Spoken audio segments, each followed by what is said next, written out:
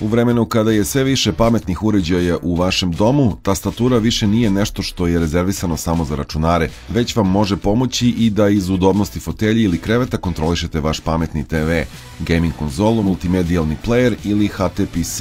Logitech Media K400 Plus je tastatura projektovana upravo sa tom namenom, da ponudi potpunu kontrolu i lak unos teksta, ali u malom i zgodnom formatu koji staje u krilo. Ovakav tip uređaja zahteva i potpunu slobodu kretanja, pa K400 Plus posjeduje bežičnu vezu putem minijaturnog USB adaptera koji vam pruža domet do 10 metara.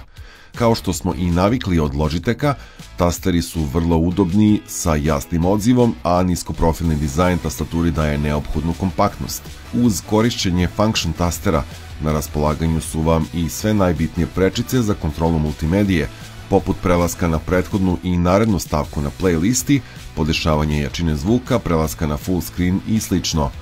Kako je za udobnu kontrolu pored tastature neophodan i miš, Logitech K400 Plus u desnom delu integriše i 3,5-inčni touchpad koji će, zahvaljujući svojoj preciznosti, savršeno zameniti miša u svim zadacima.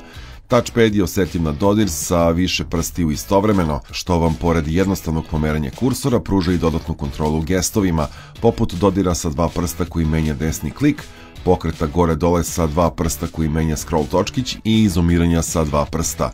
Ispod touchpada se nalaze i dva klasična tastera za levi i desni klik, a radi udobnosti pri držanju tastature u rukama, dodatni levi klik se nalazi u gornjem levom uglu tastature.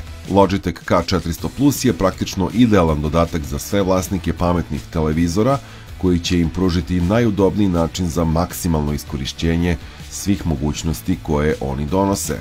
Važno je gde kupujete tehniku, vaš Gigatron.